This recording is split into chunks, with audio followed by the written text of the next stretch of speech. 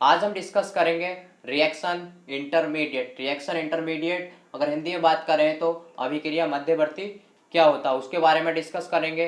पिछली वीडियो में हमने आपको बताया था कि किस तरह से मैकेनिज्म ऑफ ऑर्गेनिक रिएक्शन हो रही थी, होमोलाइटिक फिजन क्या था, हेटरोलाइटिक फिजन क्या था, उसके बारे में हमने आपको बताया था किस तरह से होमोलाइटिक में फ्री रेडिकल्स बन रहे थे और हेटरोलाइटिक में कार्बोकैटायन एंड कार्बो एनायन का फॉर्मेशन हो रहा था। तो आज हम डिस्कस करेंगे यहाँ पे रिएक्शन इंटरमीडिएट, अर्थात वही चीज़ें हम यहाँ पे डिस्कस करेंगे जो कि इंटरमीडिएट फॉर्म में बनती हैं। मतलब अगर हम देखें, अगर आपने वो वीडियो नहीं देखी हो तो उस वीडियो को देखें जो कि मैंने जनरल ऑर्गेनिक केमिस्ट्री में फर्स्ट लेक्चर कराया था। क्लियर। तो अब चलते हैं हम यहाँ पर रिएक्शन इंटरमीडिएट। तो रिएक्शन इंटरमीडिएट होता क्या है? जनरली हम जानते हैं कि वो रिएक्टेंट होता है, रिएक्टेंट से बनता है प्रोडक्ट, रिएक्टेंट से प्रोडक्ट बनता है।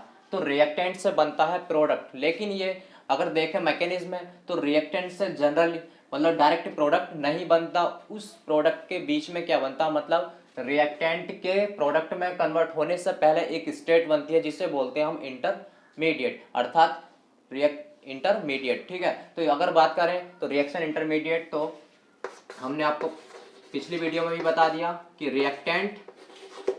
रिएक्टेंट पहले होता है इंटरमीडिएट में चेंज, इंटरमीडिएट, उसके बाद बनता है प्रोडक्ट, उसके बाद बनता है प्रोडक्ट, प्रोडक्ट प्लस को प्रोडक्ट बनता है। क्लियर। तो होता क्या है कि यहाँ पर रिएक्टेंट के प्रोडक्ट में कन्वर्ट होने से पहले एक फेज बनती है, अर्थात एक इंटरमीडिएट फॉर्म बनती है जिसे बोलते हैं हम इंटरमीडिएट। अर्थात अगर बात करें और ऐसे सब्सटेंस जो इंटरमीडिएट फॉर्म स्टेज में बनते हैं उन्हें बोलते हैं इंटरमीडिएट या फिर रिएक्शन इंटरमीडिएट कहते हैं। क्लियर। तो रिएक्शन इंटरमीडिएट हमने आपको बता दिया कि रिएक्शन इंटरमीडिएट क्या थे। जैसे अगर मैं समझाऊं, जैसे मान लो कि भाई 11th क्लास है और 12th क्लास है और ग्रेजुएशन है। क्या है? ग्रेजुएशन है। तो यहाँ पर अगर देखें ये क्या है, 11th है, ये क्या है, ग्रेजुएशन। तो 11th से डायरेक्ट क्या है, मान लो इसे मैंने क्या माना, रिएक्टेंट माना, इसको मैंने माना प्रोडक्ट। क्लियर। तो डायरेक्टली 11th से ग्रेजुएशन हम नहीं कर सकते, उससे पहले हमें ग्रेजुएशन करने से पहले हमें क्या करना पड़ेगा, 12th क्लास क्या करना पड़ेगा, पास करना पड़ेगा। तो 12th पास करना पड़ेगा, तो तभी तो हम इसे क्या बोलते हैं भाई, इंटरमीडिएट बोलते हैं। तो इसी तरह हिसाब इनका भी यही है कि भाई रिएक्टेंट डायरेक्ट प्रोडक्ट में कन्वर्ट नहीं होता, उससे पहले एक बीच में क्या बनती है, एक स्टेज बनती है जिसे बोलते हैं इंटरमीडिएट स्टेज, या फिर और इन जो सब्सटेंस होते हैं उन्हें बोलते हैं हम इंटरमीडिएट सब्सटेंस या फिर रिएक्शन इंटरमीडिएट। अब चलते हैं हम कि इंटरमीडिएट रिएक्शन इंटरमीडिएट्स कौन कौन से होते हैं। तो रिएक्शन इंटरमीडिएट कौन कौन से होते हैं? रिएक्शन इंटरमीडिएट की अगर हम बात करें, रिएक्शन इंटरमीडिएट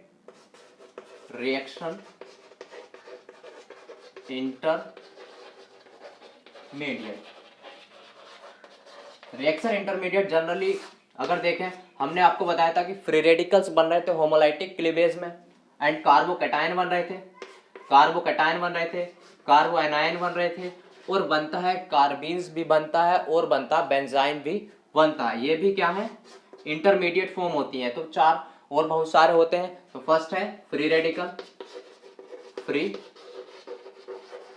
फ्री रेडिकल्स बनते हैं किसमें, रिएक्शन इंटरमीडिएट क्या होते हैं, ये भी एक reaction intermediate, free radical reaction intermediates होते हैं। इसी तरह कार्बोकैटायन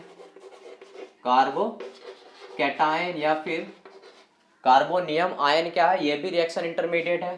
कार्बो एनायन एंड हमने क्या बताया, कार्बीन, और कार्बीन एंड बेंजाइन।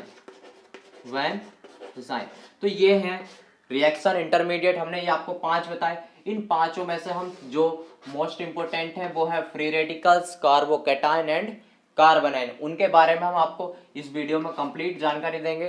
तो चलते हैं कि फ्री रेडिकल क्या होते हैं। पहले चलते हैं फ्री रेडिकल क्या होते हैं। तो फ्री रेडिकल की बात करते हैं। फ्री रेडिकल क्या होते हैं? फ्री रेडिकल की अगर हम बात करें, फ्री रेडिकल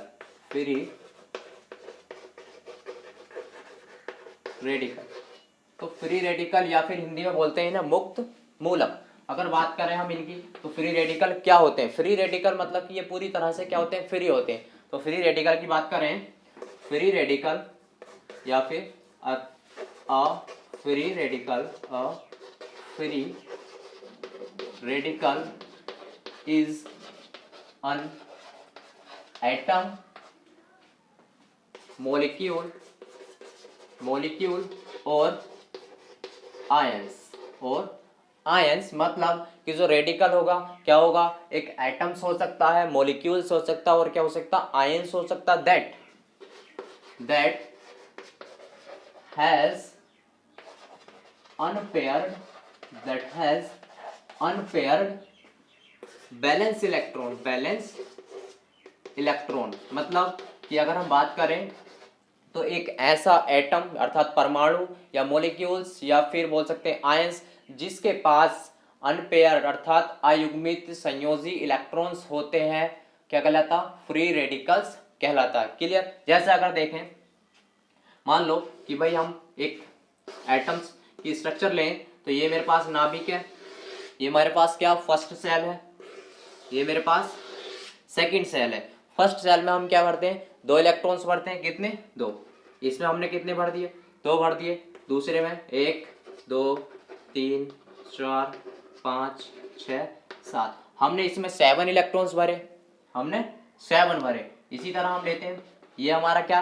न्यूक्लियस, ये हमारे पास फर्स्ट सेल, जिसे हम बोलते हैं के, इसको बोलते हैं एल। क्लियर? इसके आगे की एम फिर एन। क्लियर? तो इसी तरह हमने इसमें कितने भरे? 2। पहली में 2, दूसरी में कितने भरेंगे? 1 2 3 4 5 6 7 8, हमने इसमें भरे 8। जनरली अगर हम देखें तो कितने इस तरह से हम इलेक्ट्रॉनिक कॉन्फ़िगरेशन निकालते हैं तो इसके पास पहली कक्षा पहले जो सेल है उसमें कितने? 2, दूसरे में कितने? 8, ये है 8। लेकिन क्या है? ये पेयर्ड है ना, पूरे इलेक्ट्रॉन्स क्या है? कंप्लीटली पेयर्ड है। किसका इलेक्ट्रॉनिक कॉन्फ़िगरेशन है या स्ट्रक्चर किसकी है? ये नियोन गैस की। किसकी? जो नियोन इनर्ट गैस है उसकी स्ट्रक्चर है ये। कितने इलेक्ट्रॉन्स है? 8 और 2 10। क्लियर? तो अब यहाँ पर देखें तो इसके पास ये कितने? 7, ये 7 है और ये कितने? 2। तो इसके पास 7 इलेक्ट्रॉन्स है। जब इसके पास ये 7 इलेक्ट्रॉन्स है, यही क्या है? इसके पास अनपेयर्ड है, पेयर्ड नहीं है। क्या है? ये पेयर्ड इलेक्ट्रॉन्स है। यहाँ पर क्या? पेयर्ड है और यहाँ पर क्या है? अनपेयर्ड है। यहाँ पर अनपेयर्ड है। तो अगर हम बात करें भाई इसके पास अनपेयर्ड है तो ये क्या है? Free radicals. क्या है? ये जो एटम्स होगा वो क्या होगा? Free radical. तो ये एटम क्या कहलाएगा? फ्री रेडिकल कहलाएगा और ये एटम फ्री रेडिकल नहीं कहलाएगा। क्लियर? तो इसी तरह हमने बताया कि फ्री रेडिकल्स क्या है? जिसके पास अनपेयर्ड इलेक्ट्रॉन्स वो क्या? Free radicals. Clear?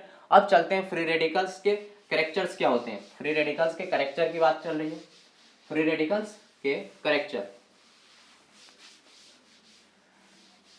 Free radical की अगर हम बात करें जनरली हमने देखा भाई, मान लो हम कार्ब फ्री रेडिकल लेते हैं, अब फ्री रेडिकल बनते कैसे हम आपको बताते हैं कि फ्री रेडिकल किस तरह बनते हैं। हमने आपको पिछली वीडियो में भी बताया था कि होमोलाइटिक क्लीवेज के द्वारा क्या होते हैं? फ्री रेडिकल्स बनते हैं। मान लो कि ये 2 एटम्स हैं, आपस में इसका एक इलेक्ट्रॉन्स, इसका ए का एक इलेक्ट्रॉन्स और बी का, मतलब बी का एक इलेक्ट्रॉन्स और ए का एक इलेक्ट्रॉन्स, दोनों ने आपस में क्या करी? शेयरिंग करी। अब जब शेयरिंग करी तो हमने आपको बताया था कि झगड़े वाली बात क्या हुआ इनमें भाई? झगड़ा हो गया। यहाँ पर क्या हो गया? झगड़ा हो गया। ये अपने इलेक्ट्रॉन्स लेकर अलग हो गया और ये अपने इलेक्ट्रॉन्स लेकर अलग हो गया। तो मतलब जो कोवलेंट बॉन्ड था वो क्या हो गया? ब्रेक हो गया। क्या हो गया? ब्रेक हो गया।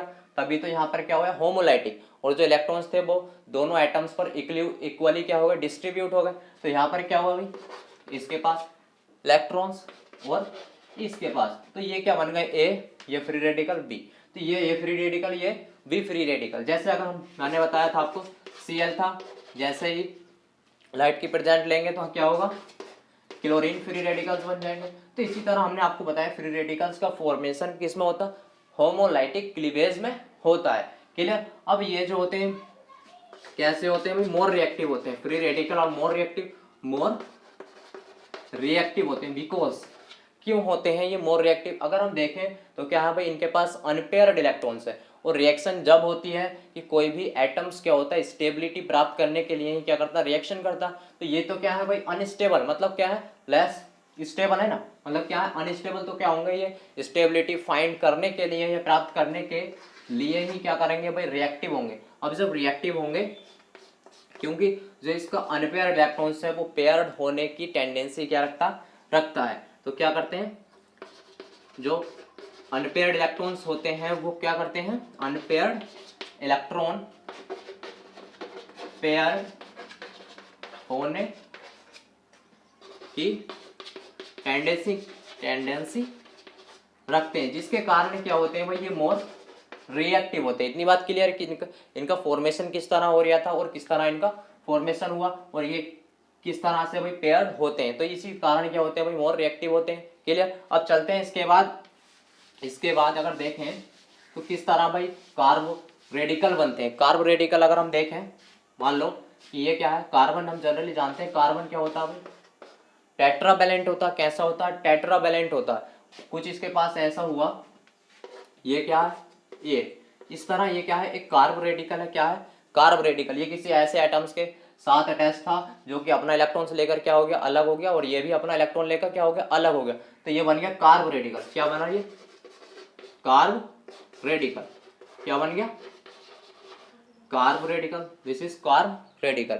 अब कार्ब रेडिकल बना, अगर हम देखें इनकी स्ट्रक्चर की, क्या है ये कार्ब रेडिकल, अगर इसकी स्ट्रक्चर की बात करें, स्ट्रक्चर की हम बात करें,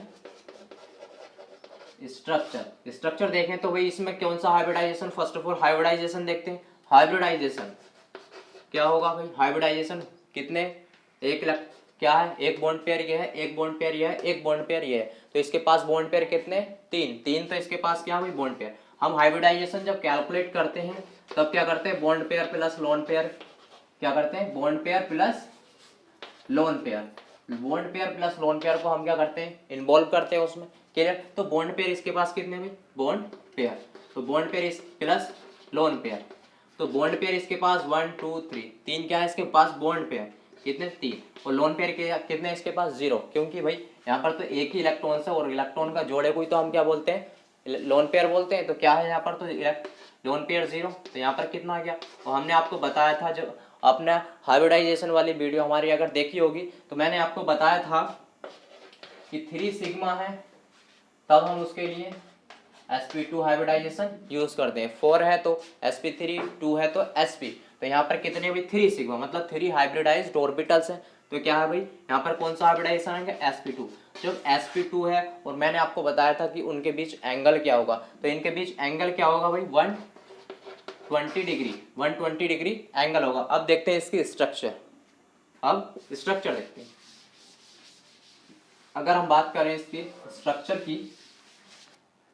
स्ट्रक्चर की बात करें तो यहाँ पर क्या है भाई, इस तरह अगर देखें इनकी स्ट्रक्चर देखें तो यहाँ पर क्या था, इलेक्ट्रॉन्स था, यहाँ पर क्या है अनहाइब्रिड, यहाँ पर कोई हाइड्रोजन था। हम बना रहे हैं यहाँ पर कार्ब रेडिकल, क्या बना रहे हैं, कार्ब रेडिकल बना रहे हैं, क्या बना रहे हैं, कार्ब रेडिकल बना रहे हैं। ये क्या है, 0 डिग्री कार्ब रेडिकल। अभी मैं आपको जब क्लासिफिकेशन कराऊंगा रेडिकल का तो बता दूंगा। तो यहाँ पर क्या है भाई, एक हाइड्रोजन ये रहा, एक हाइड्रोजन ये, एक हाइड्रोजन ये, तो यहाँ पर हमने देखा यहाँ के इनके बीच क्या एंगल है 120, कौन सा एंगल 120 डिग्री, और यहाँ पर क्या है भाई, इसके पास क्या है फ्री रेडिकल, तो मैंने इसको यहाँ पर अरेंज कर दिया। और जो ये p ऑर्बिटल इधर नीचे वाला बचा इसको बोलेंगे हम unhybridised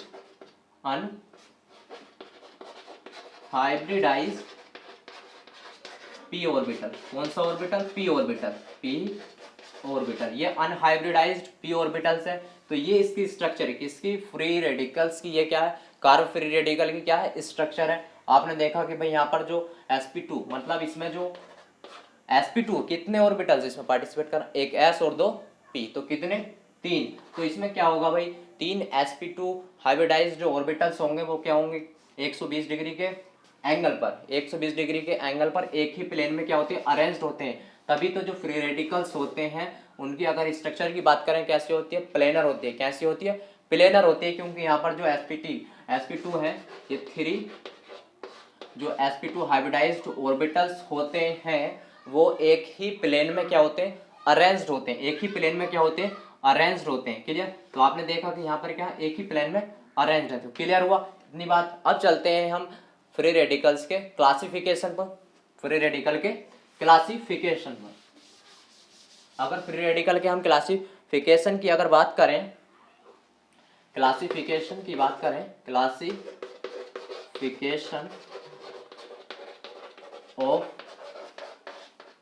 free radical, free radical के क्लासिफिकेशन की बात करें तो फ्री रेडिकल जनरली अगर कैटेगरीज में डिवाइड करें तो मान लो ये मेरे पास क्या है, methyl carb cation, carb radical क्या है, मेथाइल कार्ब रेडिकल है, ये क्या है, क्लियर। तो ये अगर देखें तो यहाँ पर कौन सा डिग्री है, 0 डिग्री, मतलब एक भी तरफ से कार्बन इसमें नहीं गिरा है। दूसरी बात ये है, इस तरह अगर देखें यहाँ पर अगर देखें भाई कार्बन जो है जिसके पास क्या है अनपेयर्ड इलेक्ट्रॉन्स है, वो एक कार्बन से क्या है घिरा है, तो इसे बोलेंगे हम 1 डिग्री, इसे बोलेंगे 1 डिग्री। दूसरी बात मान लो ये क्या है, एक कार्बो क्या है, कार्बो रेडिकल है, यहाँ पर क्या है मैंने क्या लगा दिए, 2 मिथाइल ग्रुप लगा दिए, यहाँ पर 2 मिथाइल ग्रुप लगा दिए। तो ये कार्बन कितनी था साइडों से गिरा, 2 तरफ से, एक इधर कार्बन से गिरा, एक इस कार्बन से गिरा, कितनी तरफ से, 2 तरफ से जब गिरा तो इसको बोलेंगे हम सेकेंडरी। इसी तरह अगर हम देखें, अगर इसी तरह हम देखें कि भाई ये है, अब मैंने यहाँ पर क्या लगा दिए, 3 मिथाइल ग्रुप यहाँ पर मैंने अरेंज कर दिए, और ये मेरे पास कार्ब रेडिकल्स है। तो अगर देखें तो ये मेरे पास टर्सरी, ये क्या बन गया, टर्सरी क्या है, टर्सरी, ये मेरे पास क्या है सेकेंडरी, और ये क्या है प्राइमरी, और ये क्या है 0 डिग्री कार्ब रेडिकल है, ये क्या है कार्ब रेडिकल है। अगर हम देखें तो ये क्या है भाई इसका क्लासिफिकेशन। अब बात आती है कि स्टेबिलिटी किसकी हाई होगी, तो स्टेबिलिटी अगर ऑर्डर देखें तो स्टेबिलिटी ऑर्डर जो होगा सबसे ज्यादा जो स्टेबिलिटी होगी वो किसकी होगी, टर्सरी की होगी। दूसरे में सेकेंडरी की इससे क्या होगी, मतलब टर्सरी से सेकेंडरी की क्या होगी, कम होगी, और सेकेंडरी से कम किसकी होगी, प्राइमरी की होगी, और प्राइमरी से कम किसकी होगी, इसकी होगी, क्लियर। तो 0 degree carb cation, carb radical की होगी, क्लियर। तो इस तरह हमने देखा। अब भाई इनकी स्टेबिलिटी क्यों है ज्यादा, इनकी स्टेबिलिटी ज्यादा क्यों है, इनकी स्टेबिलिटी ज्यादा क्यों है उसके बारे में हम डिस्कस करते हैं। मैंने क्या बताया यहाँ पर, भाई ये क्या था 0 डिग्री, ये 0 डिग्री था, ये 0 डिग्री था, यहाँ पर क्या था, यहाँ पर ये प्राइमरी था, यहाँ पर प्राइमरी था, ये प्राइमरी, ये प्राइमरी था, और ये क्या था टर्सरी था, ये प्राइमरी, ये सेकेंडरी, और ये क्या था टर्सरी, यहाँ पर था टर्सरी,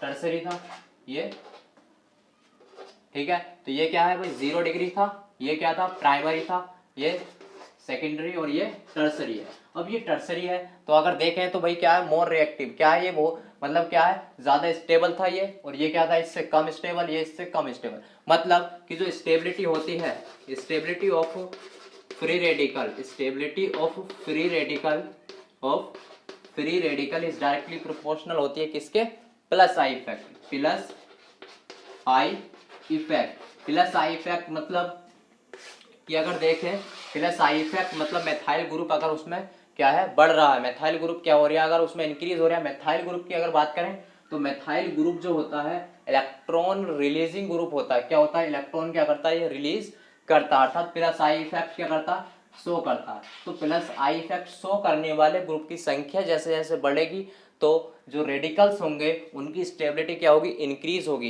इंक्रीज होगी। दूसरी बात अगर देखें तो यहाँ पर जो है हाइपर कंजुगेशन भी यहाँ पर इंक्रीज हो रहा है। हाइपर कंजुगेशन के भी क्या है ये, तो फ्री रेडिकल की जो स्टेबिलिटी होती है, फ्री रेडिकल की स्टेबिलिटी किसके, हाइपर कंजुगेशन के क्या होती है, डायरेक्टली प्रोपोर्शनल होती है। मतलब कि जितना हाइपर कंजुगेशन इफेक्ट बढ़ेगा उतनी ही जो फ्री रेडिकल होगी उसकी स्टेबिलिटी क्या होगी, बढ़ेगी, स्टेबिलिटी क्या होगी यहाँ पर बढ़ेगी। तो यहाँ पर ये क्या भाई प्लस आई इफेक्ट शो कर रहा है। हाइपर कंजुगेशन का मतलब अल्फा कार्बन क्या हो, अल्फा हाइड्रोजन क्या हो रहा है, बढ़ रहे हैं। अल्फा हाइड्रोजन यहाँ पर कितने हुए, 3 ये रहे, 3 ये रहे, और 3 ये, कितने इसमें 9 है, इसमें कितने 9 अल्फा हाइड्रोजन, इसमें कितने 3 ये है, 3 ये है, इसके पास कितने 6 अल्फा हाइड्रोजन, इसके पास 9 है। इसके पास देखें तो भाई ये क्या है अल्फा कार्बन, और अल्फा कार्बन से अटैच्ड हाइड्रोजन अल्फा हाइड्रोजन, तो इसके पास कितने 3 अल्फा हाइड्रोजन, 3 अल्फा हाइड्रोजन, इसके पास कितना 0, इसके पास कितना 0 अल्फा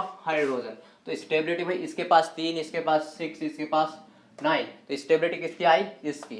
तो इसीलिए हमने बताया कि भाई third degree is more stable, third degree is more stable then secondary, and secondary is more stable then first primary, and primary is more stable then 0 degree. इस क्लियर? और इस थर्ड डिग्री से भी ज़्यादा स्टेबल होता है allyl and benzyl. वो क्यों होता है? वो होता है रिजोनेटिंग स्ट्रक्चर, मतलब हम उसको रिजोनेंस के द्वारा एक्सप्लेन करेंगे तब उसको बताएंगे। तो इसीलिए हमने आपको बता दिया कि भाई थर्ड डिग्री सबसे ज़्यादा होगा स्टेबल इनमें, किससे? सेकेंडरी से। सेकेंडरी ज़्यादा होगा किससे? प्राइमरी से। प्राइमरी किससे ज़्यादा होगा? 0 डिग्री से। क्लियर? अब चलते हैं हमने आपको इसकी स्टेबिलिटी बता दी। अब चलते हैं इसके बाद कार्बो कैटायन क्या होते हैं। कार्बो कैटायन क्या होते हैं? कार्बो कैटायन क्या होते हैं? अगर बात करें हम कार्बो कैटायन, हमने आपको बता दिया कार्बो कैटायन किस तरह बन रहे हैं। कार्बो कैटायन, कार्बो कैटायन को हमने अगर देखें तो इसे 2 वर्ड में हम क्या कर सकते हैं? डिवाइड कर सकते हैं। कार्बो प्लस कैटायन, मतलब carbo means carbon, carbo means carbon, carbo means carbon, and cation means जो बीच में से क्या हो भाई? कटा हुआ, अर्थात पॉजिटिव चार्ज। क्या हो? Positive charge. तो अगर बात करें तो जनरली हम जानते हैं कि भाई कार्बन कैसा होता है? टेट्रावेलेंट होता है। अब कार्बन पर क्या होता है? टेट्रावेलेंट होता, लेकिन उस पर क्या है? एक पॉजिटिव चार्ज क्या है? लगा दिया गया है। तो अगर हम देखें तो यहाँ से हमने एक क्या है उसके पास से बॉन्ड हटा दिया और एक पॉजिटिव चार्ज लगा लिया, तो ये मेरा क्या बन गया?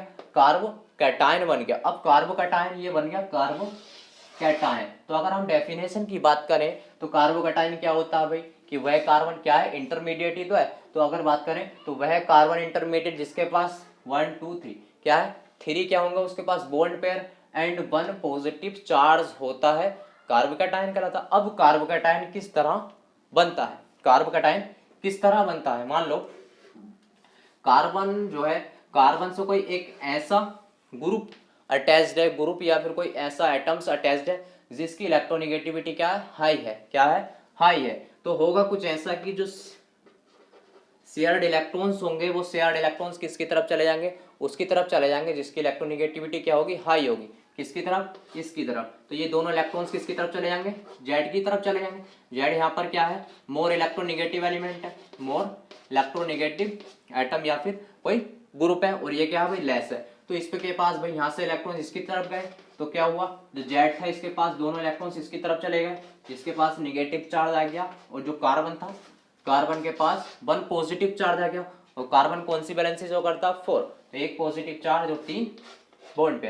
क्लियर? तो इस तरह से हमने देखा भाई कार्बो कैटायन कौन सी प्रोसेस में बना? हेट्रोलाइटिक। हमने आपको बताया हेट्रोलाइटिक प्रोसेस क्लीवेज में क्या होते हैं? कार्बो कैटायन बनते हैं। क्लियर?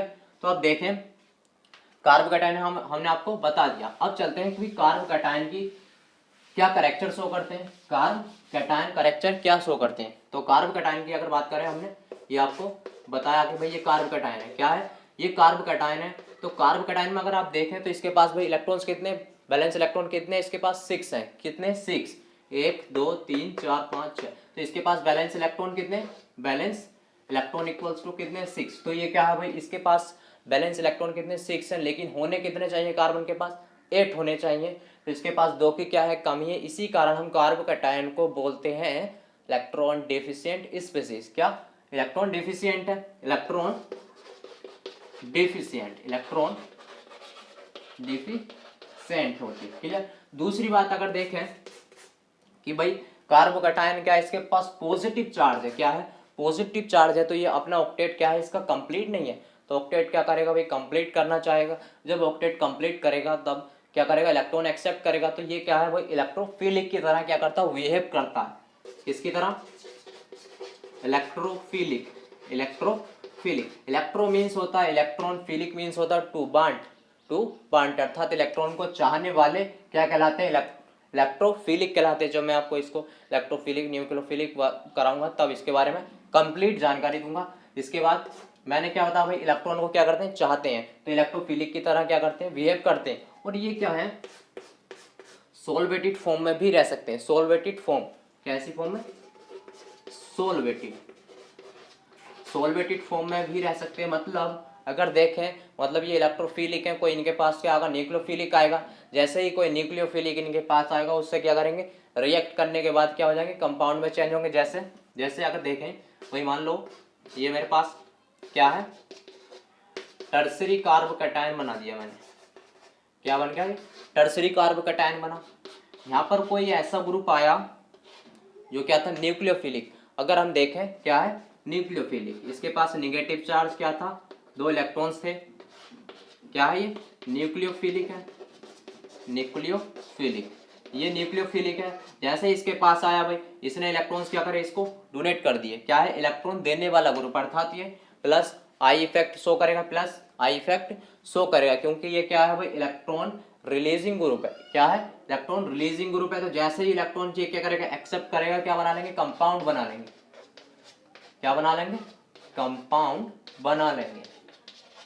यहाँ पर क्या बन गया, OH। तो ये क्या बन गया हमारा, टर्सरी अल्कोहल। ये क्या बन गया, टर्सरी अल्कोहल। ये क्या बन गया, टर्सरी अल्कोहल। क्या बन गया, यहाँ पर बन गया।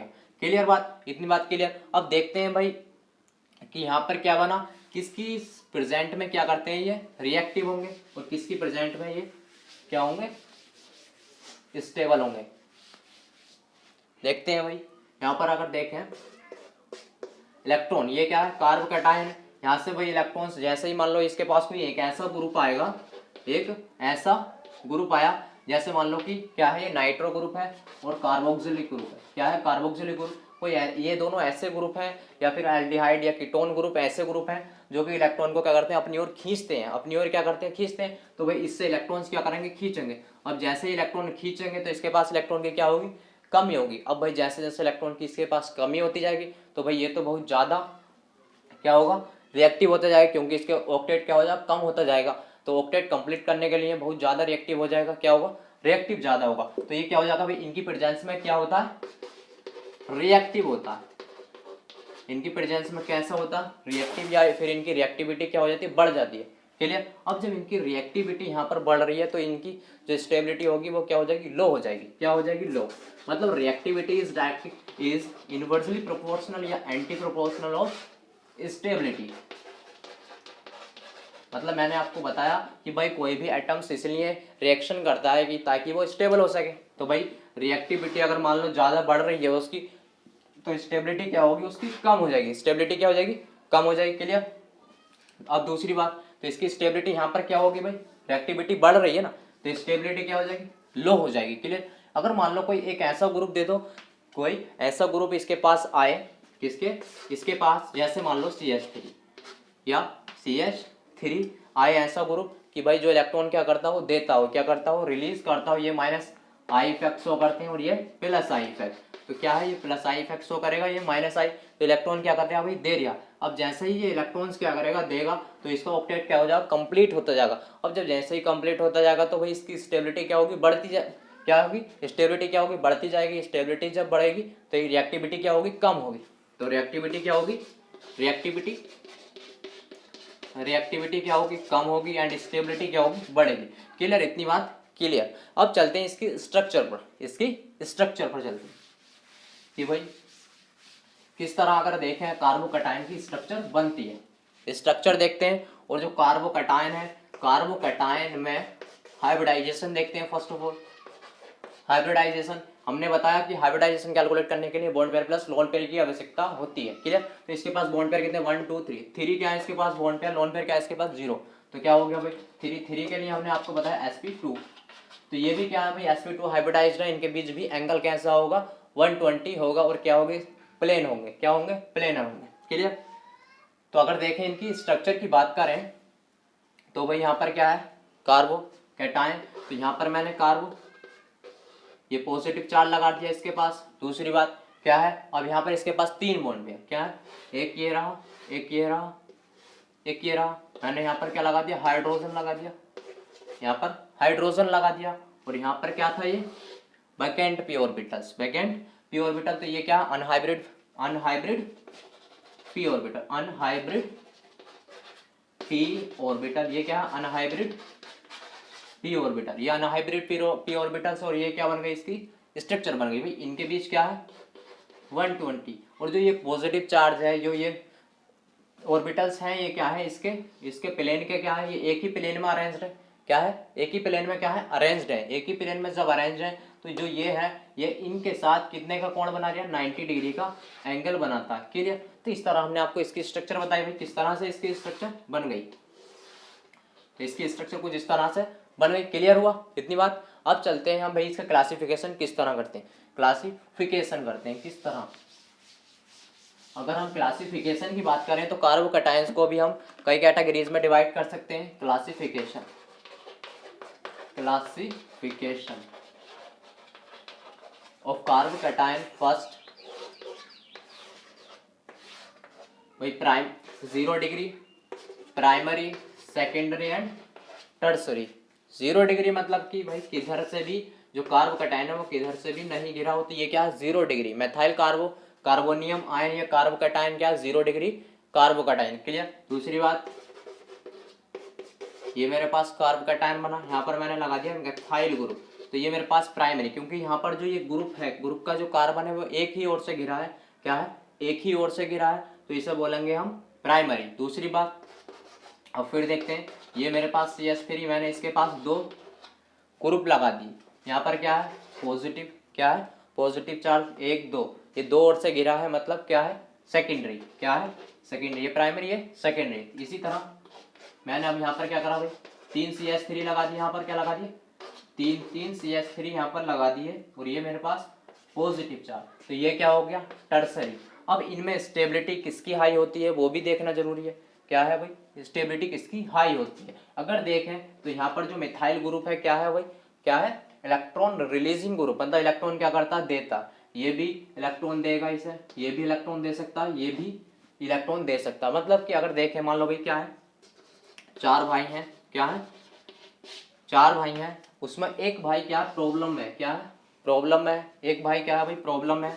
तो 3 भाई क्या उसकी हेल्प करने वाले हैं, कितने, 3 भाई। अब भाई तीनों भाई क्या करेंगे, हेल्प करेंगे, तो बहुत ज्यादा क्या है, अब तो ये बिल्कुल आराम से खाएगा। मतलब क्या है, अब ये इसे कोई फिक्र नहीं है।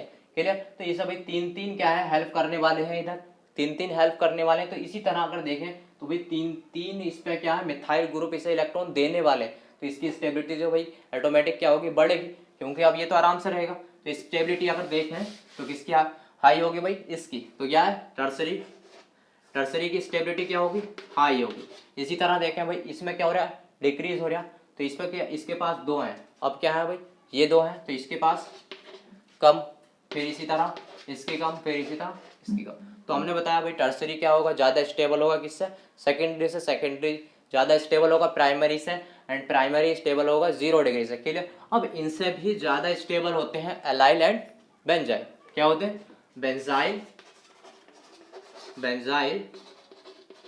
एंड जो एलाइल होते हैं वो इनसे ज्यादा स्टेबल कार्बोकैटायंस होते हैं। क्यों, हमने आपको बताया कि उनकी जो एक्सप्लेनेशन करते हैं वो रेजोनेंस के बेस पर करते हैं। क्लियर हुआ इतनी बात।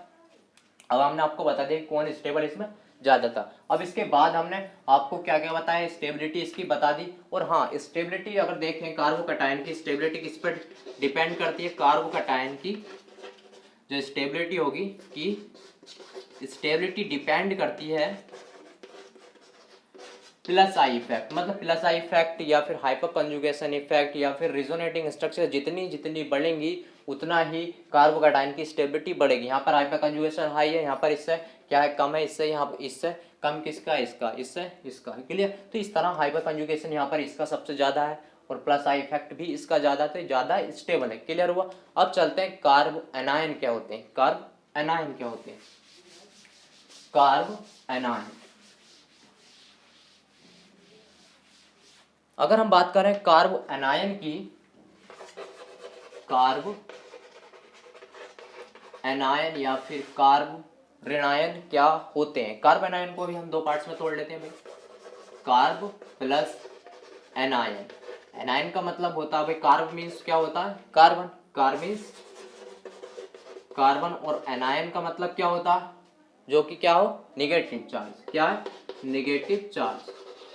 तो हम क्या देखेंगे भाई, यहाँ पर कार्बन क्या है, हम बता चुके हैं कार्बन क्या है, टेट्रावैलेंट है। क्या है, टेट्रावैलेंट है। अब इसमें से एक बॉन्ड हमने क्या करा, हटाने के बाद हमने क्या करा, एक बॉन्ड हटाया यहाँ पर, बॉन्ड हटाने के बाद एक माइनस चार्ज लगा दिया, तो ये बन गया कार्ब एनायन। क्लियर। तो अगर हम बात करें डेफिनेशन की, कार्ब एनायन की डेफिनेशन क्या होती है, ये क्या है, इंटरमीडिएट है ना, तो बोल सकते हैं हम यहाँ पर कि वह कार्बन इंटरमीडिएट जिसके पास क्या है, 3 क्या है bond pair and 1 negative charge होता है, कार्बन आयन कहलाते हैं। क्लियर हुआ, इतनी बात क्लियर। अब कार्बन आयन किस तरह बनेंगे, मान लो कार्बन आयन क्या बनते हैं, किस तरह बनेंगे, हमने बताया cation and anion heterolytic cleavage के द्वारा बनते हैं, तो इसमें भी किसके द्वारा बनेगा कार्ब एनायन, हेट्रोलाइटिक क्लीवेज। मान लो कि भाई ये कार्बन है, कार्बन किसी Z के साथ क्या है अटैच्ड है, कोई ऐसा ग्रुप Z है।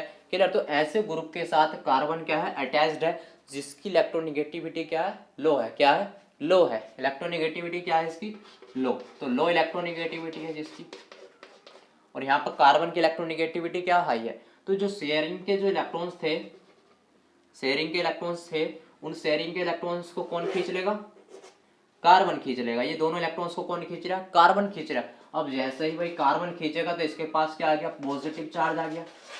क्लियर। इसके पास पॉजिटिव चार्ज और इसके पास निगेटिव चार्ज, इसके पास क्योंकि इलेक्ट्रॉन्स क्या करें, इसने खींचे ना, तो इसके पास भाई दोनों इलेक्ट्रॉन्स इसकी तरफ, इसके पास निगेटिव चार्ज, तो इस तरह क्या बन गया, ये कार्ब एनायन बन गया। क्लियर। तो कार्ब एनायन जब बनता है जब कार्बन से कोई लेस इलेक्ट्रोनेगेटिव ग्रुप या फिर एलिमेंट्स क्या हो अटैच्ड होता है। क्लियर हुआ। अब कार्ब कैटायन, कार्ब एनायन बना। अब कार्ब एनायन की अगर हम बात करें कैरेक्टर की, तो क्या क्या इसमें कैरेक्टर है भाई देखें, तो यहाँ पर इसके जो आउटर मोस्ट जो सेल है उसमें कितने वैलेंस इलेक्ट्रॉन है, 8, क्या है 8, मतलब अगर देखें ये क्या है कार्बन आयन, यहाँ पर क्या बन गया, ये कार्बन आयन। तो हम बता चुके हैं कि भाई एक माइनस का मतलब होता है 2 इलेक्ट्रॉन्स, कितना, 2 इलेक्ट्रॉन्स। ठीक है। तो एक 2 इलेक्ट्रॉन्स ये है और 2 2 क्या है, इनमें बॉन्ड में है, तो 2 ये हो गए, 2 ये 2 ये 2, कितने हो गए, 8 इलेक्ट्रॉन इसके पास है। तो क्या है भाई इसके पास क्या है, 8 बैलेंस इलेक्ट्रॉन होते हैं, 8 बैलेंस इलेक्ट्रॉन होते हैं। इसकी जो सेल होती है आउटरमोस्ट सेल में कितने इलेक्ट्रॉन्स होते हैं, 8 इलेक्ट्रॉन्स होते हैं। क्लियर हुआ इतनी बात। दूसरी बात भाई इसके पास क्या है, इलेक्ट्रॉन्स हैं। जब इसके पास इलेक्ट्रॉन्स है तो किसी ये क्या करेगा कि इलेक्ट्रॉन है तो किसी को इलेक्ट्रॉन्स क्या करेगा, दे सकता है, क्या कर सकता है, दे सकता है। तो ये क्या है भाई एक तरह से अगर देखें तो ये क्या है, पॉजिटिव चार्ज की इसको जरूरत है। जब पॉजिटिव चार्ज की इसको जरूरत है, ये क्या है, एक न्यूक्लियोफिलिक की तरह क्या करते हैं, बिहेव करते हैं, किसकी तरह, न्यूक्लियोफिलिक की तरह क्या करते हैं, बिहेव करते हैं, की तरह बिहेव करते हैं। क्लियर। तो ये न्यूक्लियोफिलिक की तरह क्या करते हैं, बिहेव करते हैं। जैसे ही कोई इसके पास कोई इलेक्ट्रोफिलिक मतलब इलेक्ट्रोफिलिक स्पीशीज आएगी तो क्या बना लेगा, ये कंपाउंड्स बना लेगा। क्लियर। तो ये इसका भाई कार्बोकेटायंस का क्या है, ये उल्टा ही रूप है, कुछ नहीं है इसमें भी, बहुत सिंपल है। क्या है भाई ये क्या है, अब मान लो भाई इसके पास कोई ऐसा ग्रुप है जो क्या करता है, इलेक्ट्रॉन को क्या करता है, एक्सेप्ट करता है। मान लो अब जैसे ये मेरे पास क्या है, कार्ब एनायन है। मान लो कोई एक ऐसा ग्रुप, मान लो नाइट्रो ग्रुप आ गया, ठीक है। तो ये ग्रुप क्या आया, ये नाइट्रो ग्रुप जैसे इसके पास है क्या है, इलेक्ट्रॉन को क्या करता है, ये एक्सेप्ट करता है। तो इलेक्ट्रॉन को क्या करेगा भाई, एक्सेप्ट करेगा। तो ये इलेक्ट्रॉन को क्या कर देगा, इलेक्ट्रॉन को क्या करेगा, ये एक्सेप्ट करेगा। तो ये इलेक्ट्रॉन को क्या कर लेगा, ग्रहण कर लेगा, जिससे कि इसकी जो इस रिएक्टिविटी होगी वो क्या हो जाएगी, कम हो जाएगी। रिएक्टिविटी क्या होगी, कम होगी, और स्टेबिलिटी क्या हो जाएगी, यहाँ पर क्या हो जाएगी, बढ़ जाएगी। तो इसकी स्टेबिलिटी यहाँ पर क्या होगी, स्टेबिलिटी क्या होगी, बढ़ेगी, एंड रिएक्टिविटी जो होगी वो क्या होगी, रिएक्टिविटी घटेगी। ठीक है। तो यहाँ पर क्या होगा भाई, ये दोनों इलेक्ट्रॉन इसे दे देगा तो क्या हो गया भाई, ये तो स्टेबल हो गया, क्योंकि अब तो इसे कोई जरूरत है नहीं। ठीक है। तो स्टेबल हो गया। तो इस तरह हमने देखा कि भाई अगर कार्बन के पास कोई कार्ब एनायन के पास अगर कोई ऐसा ग्रुप आता है जो इलेक्ट्रॉन क्या करता हो, अपनी ओर खींचता हो, तो इसकी जो स्टेबिलिटी होगी वो क्या होगी, बढ़ेगी, और जो रिएक्टिविटी होगी वो कम होगी। इसी तरह अगर हम देखें कोई ऐसा ग्रुप आ जाए जो इलेक्ट्रॉन इसको क्या करता हो, देता हो, क्या हो करता हो, देता हो, जब इसे इलेक्ट्रॉन्स देगा तो इसकी जो रिएक्टिविटी होगी वो और क्या होगी, ज्यादा बढ़ जाएगी। क्या होगी, रिएक्टिविटी ज्यादा बढ़ेगी, स्टेबिलिटी क्या हो जाएगी, कम हो जाएगी। क्लियर। अब अगर हम देखें इसकी स्ट्रक्चर की बात करें, स्ट्रक्चर की अगर हम बात करें इसकी, इस स्ट्रक्चर किस तरह की अगर देखें, जो कार्ब एनायन है उसकी स्ट्रक्चर किस तरह होगी। स्ट्रक्चर की बात करें, स्ट्रक्चर तो हमने क्या बताया भाई, स्ट्रक्चर से पहले हमें क्या देखना है, यहाँ पर हाइब्रिडाइजेशन। यहाँ पर क्या देखना, हाइब्रिडाइजेशन देखना। तो हाइब्रिडाइजेशन के लिए मुझे क्या यूज करना पड़ेगा, bond pair plus lone pair. Bond pair कितने भाई, 1 2 3, 3 क्या है इसके पास, ये कितने, 3 इसके पास बॉन्ड पेयर है, और इसके पास क्या है भाई, एक निगेटिव चार्ज है। एक निगेटिव चार्ज का मतलब 2 इलेक्ट्रॉन्स, 2 इलेक्ट्रॉन्स मतलब 1 लोन पेयर, कितना हो गया 4, 4 के रेस्पेक्ट में कितना हो गया sp3 हाइब्रिडाइजेशन। तो इसमें जो हाइब्रिडाइजेशन होगा वो sp3 होगा, क्या होगा sp3 हाइब्रिडाइजेशन होगा, जिससे इसकी स्ट्रक्चर कैसी होगी, पिरामिडल हो जाएगी, कैसी हो जाएगी, पिरामिडल हो जाएगी। क्लियर। तो यहाँ पर क्या हुआ, अगर यहाँ पर देखें तो यहाँ पर ये मेरे पास कार्बन है, क्या है कार्बन है, यहाँ पर मैंने क्या कर दिया भाई, यहाँ पर कार्बन क्या कर दिया, अरेंज कर दिया, यहाँ पर क्या कर दिया, इलेक्ट्रॉन्स क्या कर दिए, अरेंज कर दिए। दूसरी बात यहाँ पर ये है, यहाँ पर ये है। क्लियर। तो इस तरह देखें तो इनकी जो स्ट्रक्चर देखें तो इनकी स्ट्रक्चर आप देख सकते हैं। सिंप्लीफाई क्या है भाई, यहाँ पर मैंने क्या बनाया, यहाँ पर क्या लगा दिया मैंने, H लगा दिया, यहाँ पर क्या लगा दिया, H लगा दिया, यहाँ पर भी H है, यहाँ पर भी H है, यहाँ पर भी H है, यहाँ पर भी H। तो इस तरह देखा कि भाई इनकी जो स्ट्रक्चर थी वो किस तरह बन गई भाई, पिरामिडल हो गई, कैसी हो गई, पिरामिडल हो गई, कैसी पिरामिडल हो गई, कैसी हो गई, पिरामिडल हो गई। तो स्ट्रक्चर इनकी कैसी होती है, पिरामिडल होती है और sp3 हाइब्रिडाइजेशन होता है। क्लियर हुआ इतनी बात। दूसरी बात अगर हम देखें, अगर बात चल रही है कार्ब एनायन की, कार्ब एनायन की बात चल रही है वहां पे, अगर हम देखें कि भाई ये एसीटेट आयन है, क्या है एसीटेट आयन है, तो ये अगर देखें कि भाई ये कार्ब कैटायन है या नहीं, तो ये कार्ब कैटायन है या नहीं, तो ये कार्ब कैटायन नहीं है, क्योंकि अगर देखें तो कार्ब कैटायन के लिए जो कार्ब एनायन है या नहीं, तो कार्ब एनायन के लिए जो नेगेटिव चार्ज होना चाहिए वो किस पर होना चाहिए, कार्बन पर, लेकिन यहाँ पर चार्ज किस पर है, ऑक्सीजन पर। तो ये कार्ब एनायन नहीं है, बल्कि क्या है, सिर्फ ये एनायन है, क्या है एनायन है, कार्ब एनायन नहीं है। क्लियर हुआ इतनी बात। अब हमने आपको इसकी स्ट्रक्चर बताई, अब चलते हैं क्लासिफिकेशन पर, क्लासिफिकेशन पर चलते हैं। इसका भी क्लासिफिकेशन हम भाई तीन, जितनी तरह से हमने कार्ब कैटायन का करा इतनी तरह से इसका कर सकते हैं, कार्ब एनायन का क्लासिफिकेशन भी इसी तरह कर सकते हैं। 1 2 3 एंड 4 भाई 0 degree, 1 degree and 2 degree and 3 degree. 0 degree मतलब CH3 निगेटिव, ये क्या है 0 डिग्री मतलब कि यहाँ पर जो कार्बन है वो क्या है भाई, कार्बन जो है यहाँ पर क्या है 0 डिग्री, मतलब किसी भी अदर कार्बन से नहीं गिरा है, नहीं गिरा है। दूसरी बात अगर देखें इसमें तो यहाँ पर CH3 ये क्या है भाई प्राइमरी, क्योंकि जो कार्बन है ये जो कार्बन है क्या है ये sp3 हाइब्रिडाइज्ड होता है, तो ये कितनी ओर से घिरा, एक कार्बन से घिरा, तो इसे बोलेंगे प्राइमरी। दूसरी अगर देखें इसी तरह मैंने यहाँ पर क्या लगा दिया, 2 मैथिल ग्रुप लगा दिए, अब एक इधर से गिरा है एक इधर से गिरा है, तो ये क्या है भाई, क्या है सेकेंडरी, क्या है सेकेंडरी हो गया। सेकेंडरी अगर देखें टर्सरी की बात करें, CH3 और CH3, यहाँ पर क्या है निगेटिव चार्ज है, यहाँ पर क्या है निगेटिव चार्ज, तो ये क्या है टर्सरी, 1 2 3 तीन तरफ से घिरा है, ये क्या है टर्सरी। अब हमें देखनी है यहाँ पर इसकी स्टेबिलिटी, कैसी क्या देखनी है, यहाँ पर स्टेबिलिटी देखनी है, यहाँ पर देखनी है हमें स्टेबिलिटी, कि स्टेबिलिटी भाई इसकी किस तरह की होगी। तो अगर देखें यहाँ पर क्या है बात चल रही है कार्ब एनायन की बात चल रही है, तो ये कार्ब कैटायन का क्या होगा उल्टा होगा। मतलब अगर स्टेबिलिटी की बात करें, स्टेबिलिटी ऑफ कार्ब एनायन की बात करें, तो सबसे ज्यादा स्टेबिलिटी भाई किसकी होगी, इसकी स्टेबिलिटी सबसे ज्यादा होगी, क्योंकि ये क्या होगा जो कार्ब एनायन होते हैं वो किसके डायरेक्टली प्रोपोर्शनल होंगे, stability of carb anion is directly proportional minus I effect. तो माइनस आई इफेक्ट क्या होंगे, ये डायरेक्टली प्रोपोर्शनल होंगे। तो माइनस आई इफेक्ट भाई, माइनस आई इफेक्ट का मतलब कि यहाँ पर क्या है कि जो मेथाइल ग्रुप है उसकी संख्या क्या है कम होनी चाहिए, तो जिसमें मेथाइल ग्रुप की संख्या कम उसकी स्टेबिलिटी ज्यादा। तो यहाँ पर किसकी है भाई, यहाँ पर इसकी मेथाइल ग्रुप की संख्या क्या है यहाँ पर कम है, तो इसकी स्टेबिलिटी क्या है ज्यादा।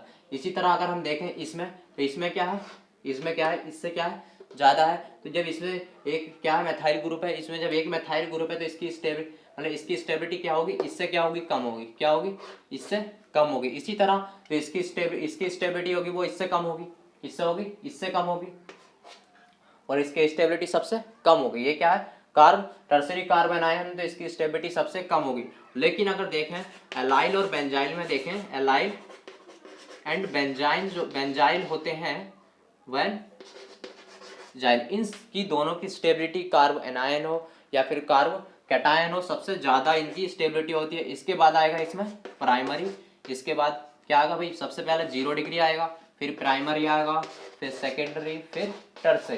टर्सरी की स्टेबिलिटी सबसे क्या है यहाँ पर कम है, क्योंकि माइनस आई इफेक्ट क्या है इसका, क्या है सबसे कम है, सबसे कम माइनस आई इफेक्ट सबसे कम इसका ज्यादा है, और प्लस आई इफेक्ट इसका ज्यादा है। क्लियर हुआ, सबसे कम माइनस आई इफेक्ट और प्लस आई इफेक्ट इसका ज्यादा है, तो इसकी स्टेबिलिटी क्या है सबसे कम है। इस तरह हमने आपको बता दिया भाई फ्री रेडिकल्स क्या थे, कार्ब कैटायन क्या थे, कार्ब एनायन क्या थे, हमने आपको कंप्लीट रिवाइज बता दिया। अब चल हमने आपको इतनी बात बताई, और वीडियो अगर अच्छी लगी हो तो वीडियो को सब्सक्राइब जरूर करें, और वीडियो को प्रत्येक वीडियो को आप ज़रूर देखें, जिससे कि आपको और ज़्यादा ज्ञान हो। चलते हैं फिर, मिलते हैं फिर नेक्स्ट वीडियो में, जब तक के लिए धन्यवाद।